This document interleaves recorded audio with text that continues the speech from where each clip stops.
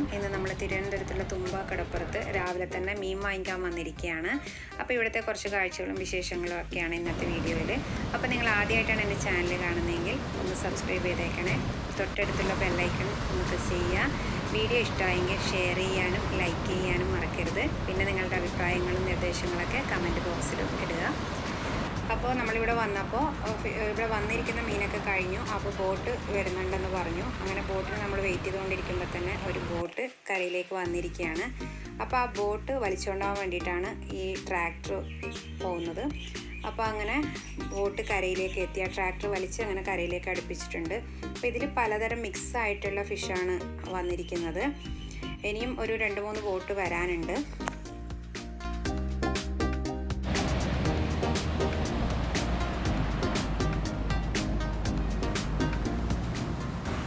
അപ്പോൾ 2 ബോട്ടുകൾ കൂടി കരക്കടുത്തുകൊണ്ടിരിക്കുകയാണ്.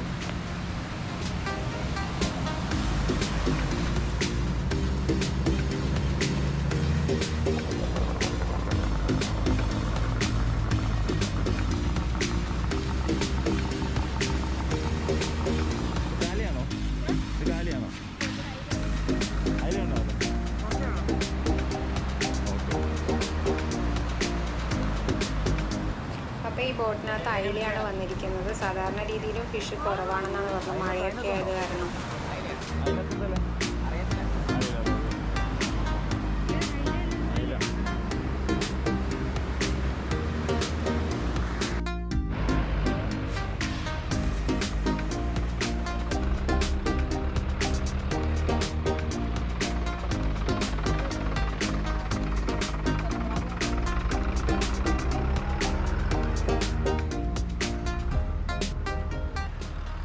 അപ്പോൾ ഈ ബോട്ടിനകത്തും അയില തന്നെയാണ്. അപ്പോൾ ഇതൊക്കെ ബാസ്ക്കറ്റിനകത്ത് ആക്കിയിട്ട് അവിടെ കുറച്ച് മാറിയിട്ട് ലേലം വിളിക്കുകയാണ് ചെയ്യുക. അപ്പം നമ്മൾ അവിടെ പോയിട്ടാണ് മീൻ വാങ്ങിക്കുന്നത്. അപ്പോൾ ഇതിനകത്തൊരു വലിയ കണവ കിടപ്പുണ്ട്. കണവ തന്നെയാണെന്ന് തോന്നുന്നത്.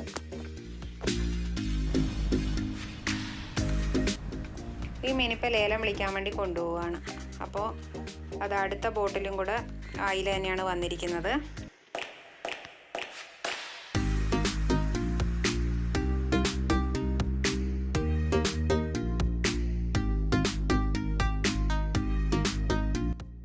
അപ്പോൾ ഈ ട്രാക്ടർ ബോട്ടിനങ്ങ് തള്ളി നീക്കുകയാണ്.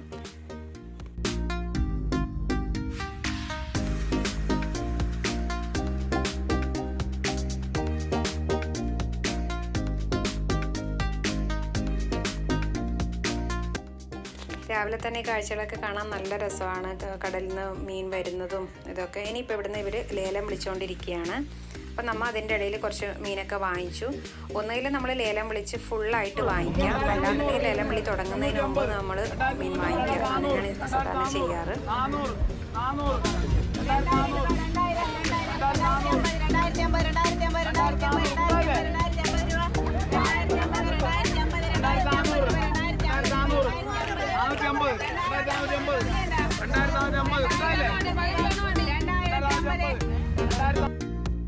അപ്പോൾ നമ്മൾ കടപ്പുറത്തുനിന്ന് മീനൊക്കെ വാങ്ങിച്ച് നല്ല ഫ്രഷ് ആയിട്ടുള്ള മീനാണ്. ഇനി ഇതിൻ്റെ 2-3 വിഭവങ്ങൾ നമ്മൾ ഉണ്ടാക്കാൻ പോവുകയാണ്. ഇന്നത്തെ ലഞ്ചിൻ്റെ പരിപാടിയാണെന്ന് കാണിക്കുന്നത്.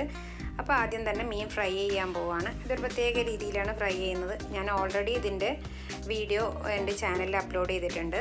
അപ്പോൾ മുളക് പൊടി, മഞ്ഞൾപ്പൊടി, കുരുമുളക് പൊടി, ഉപ്പ്, കുറച്ച് വെള്ളമൊക്കെ ഒഴിച്ച് നന്നായിട്ടൊന്ന് മിക്സ് ചെയ്യാം.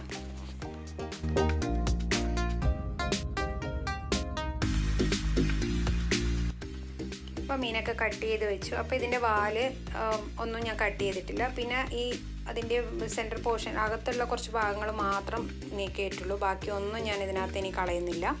അപ്പോൾ ഇതിൻ്റെ മുള്ള് പതിയെ ഒന്ന് റിമൂവ് ചെയ്യാം. അപ്പോൾ ഈ മുള്ളും നമ്മൾ കളയുന്നില്ല, ഇതും നമ്മൾ ഫ്രൈ ചെയ്യാനുള്ളത് തന്നെയാണ്.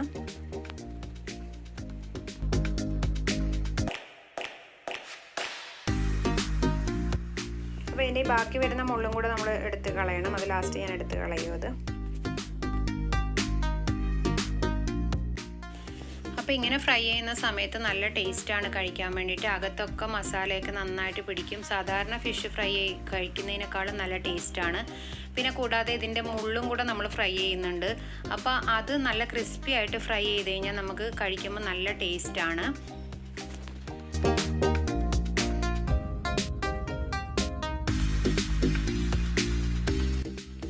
മീൻ കറി വെക്കാൻ വേണ്ടിയിട്ട് ഞാൻ ചട്ടി അടുപ്പത്ത് വെച്ചിട്ടുണ്ട്. അതിലേക്ക് ഞാൻ കുറച്ച് പച്ച വാളംപുളി ഇട്ട് കൊടുക്കുകയാണ്. അപ്പോൾ ഇതൊന്ന് ആദ്യം ഒന്ന് വേവിച്ചെടുക്കണം. അപ്പോൾ ഇതിനകത്തേക്ക് കുറച്ച് വെള്ളം ഒഴിച്ചിട്ട് നമുക്കിതൊന്ന് വേവിച്ചെടുക്കാം. പിന്നെ ഇത് വെന്ത് വരുമ്പോഴത്തേക്ക് നമുക്ക് തേങ്ങ അരച്ചെടുക്കാം. അപ്പോൾ കുറച്ച് തേങ്ങ, മഞ്ഞൾപ്പൊടി, പിന്നെ അതുപോലെ ഒരു 2-3 ടീസ്പൂൺ മുളക് പൊടി, പിന്നെ 1 ടീസ്പൂൺ മല്ലിപ്പൊടി, പിന്നെ ഒരു 2-3 കൊച്ചുള്ളി, ഇതൊക്കെ ഇട്ട് നന്നായിട്ട് മിനുസത്തിലൊന്ന് അരച്ചെടുക്കാം. അപ്പോൾ പുളിയൊക്കെ വെന്തിട്ടുണ്ട്. ഇതിനി നന്നായിട്ടൊന്ന് ഉടച്ചെടുക്കണം. അപ്പോൾ ഉടച്ചെടുത്താൽ മാത്രമേ കറിയിൽ മൊത്തത്തിൽ ആ പുളിയുടെ ടേസ്റ്റ് വരുള്ളൂ. അപ്പോൾ ഇതിലേക്ക് അരച്ചെടുത്ത തേങ്ങയുടെ കൂട്ടും കൂടെ ചേർത്ത് ഒന്ന് നന്നായിട്ട് മിക്സ് ചെയ്യാം.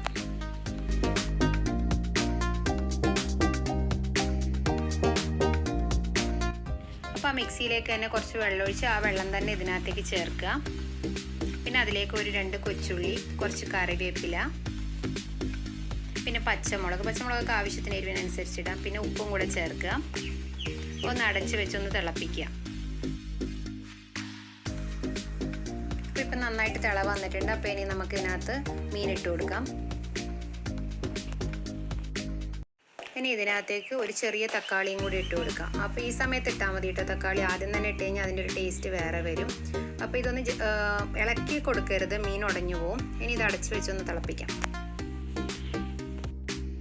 അപ്പോൾ മീൻ കറിയൊക്കെ തിളക്കുന്ന സമയം കൊണ്ട് നമുക്ക് മീനിൻ്റെ അകത്തുണ്ടാകുന്ന മീൻ മുട്ട ഒന്ന് പ്രിപ്പയർ ചെയ്യാം. അപ്പോൾ അതിനായിട്ട് കുറച്ച് മുളക് പൊടി, മല്ലിപ്പൊടി, അതുപോലെ മഞ്ഞൾപ്പൊടി, ഉപ്പ് ഒരു പാത്രത്തിലേക്ക് ഇട്ട് കൊടുത്തിട്ടുണ്ട്. അതിലേക്ക് കുറച്ച് തേങ്ങ, വെള്ളവും കൂടെ ചേർക്കുക.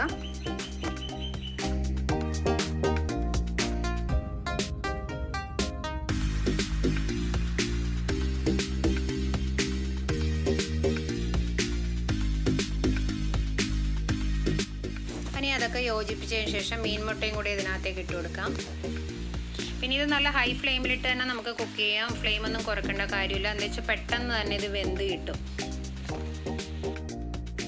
അപ്പോൾ മീൻ കറിയൊക്കെ നന്നായിട്ട് തിളച്ചിട്ടുണ്ട്. അപ്പോൾ ലാസ്റ്റത്തെ സ്റ്റേജിലാണ് ഇതൊക്കെ ചെയ്യേണ്ടത്. കുറച്ച് ഉലുവാപ്പൊടി ഇട്ട് കൊടുക്കുക. ഇനി കുറച്ച് കറിവേപ്പിലയും പച്ച വെളിച്ചെണ്ണയും കൂടി ചേർത്ത് കഴിഞ്ഞാൽ നല്ല ടേസ്റ്റ് ആയിരിക്കും. ഞാനിപ്പോൾ എണ്ണ ഒഴിച്ചിട്ടില്ല. ഇനി ഇതൊന്ന് അടച്ച് വെച്ച് ഒരു മിനിറ്റ് ഒന്ന് തിളപ്പിക്കുക.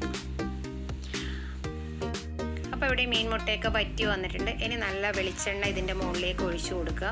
ഒരു സ്പൂണോളം എണ്ണ ഒഴിക്കാം. എന്നിട്ട് ഇത് നന്നായിട്ടൊന്ന് മിക്സ് ചെയ്യുക. പൊടിഞ്ഞു പോയാലും കുഴപ്പമൊന്നുമില്ല. എല്ലാം കൂടി മിക്സായിട്ട് നല്ല ടേസ്റ്റാണ് കഴിക്കാൻ. അതായത് ഒരു മീൻ ഫ്രൈ കഴിക്കുന്നതിനേക്കാളും നല്ല ടേസ്റ്റാണ്. തേങ്ങ, മുളക് പൊടി, അതുപോലെ ആ മുട്ട എല്ലാം കൂടി എണ്ണയിൽ കിടന്ന് ചെയ്യുമ്പോൾ നല്ല ടേസ്റ്റാണ്.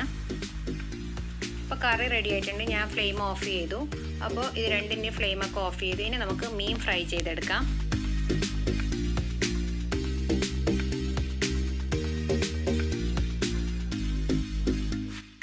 അപ്പോൾ ചൂടായ തവയിലേക്ക് വെളിച്ചെണ്ണ ഒഴിച്ചു കൊടുത്തിട്ടുണ്ട്. ഇനി മീൻ ഓരോന്നായിട്ട് ഇട്ടിട്ട് നമുക്ക് ഫ്രൈ ചെയ്തെടുക്കാം.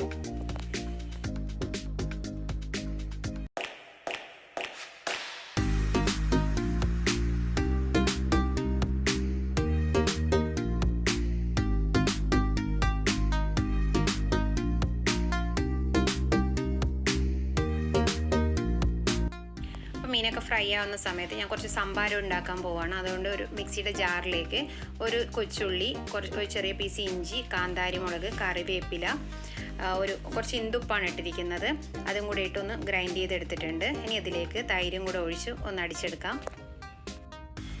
അപ്പോൾ നമ്മുടെ ലഞ്ചിനുള്ള എല്ലാ ഐറ്റംസും റെഡി ആയിട്ടുണ്ട്. അപ്പോൾ ഞാൻ അതിൻ്റെ ഇടയിൽ വെജിറ്റബിളായിട്ട് വെണ്ടക്ക തോരൻ വെച്ചിട്ടുണ്ട്. അപ്പോൾ ഫിഷും ഫ്രൈ ആയിട്ടുണ്ട്. അപ്പോൾ ഇനി കഴിക്കാൻ വേണ്ടി പോവുകയാണ്. പിന്നെ നമ്മൾ കുറച്ച് ചോറും അതിൻ്റെ 3 ഇരട്ടിയോളം പച്ചക്കറിയാണ് കഴിക്കുക. ഇത് 50% തവിടോട് കൂടിയ റൈസാണ്. അപ്പോൾ ഇതിൻ്റെ പേര് ആവശ്യമുണ്ടെങ്കിൽ ഒന്ന് കമൻറ്റ് ചെയ്യുക. അപ്പോൾ അടുത്ത വീഡിയോ ആയിട്ട് കാണുന്നവരെ എല്ലാവർക്കും bye. Thank you for watching.